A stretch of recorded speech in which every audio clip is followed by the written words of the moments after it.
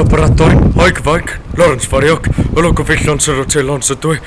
Wel, yn anffodus, dwi heb wedi creu fideo ys talwm achos, wel, dwi wedos nes i bod yn prysur wrth ffeindio gwaith ac hefyd ar y llaw arall nes i graddio ys dydd Mawrth, felly, mae'n drwg gan i gadw chdi yn aros ac yn disgwyl rhy llawer.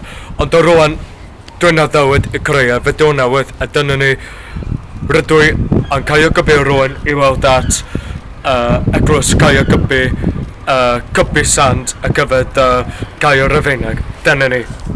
Reit, ar gyfer hanes, ble rydw i rwan ydy eglwys St Gybi. Ond yn anffodus, mae'n rwan Anglicanaidd, eglwys Anglicanaidd yn Chymru.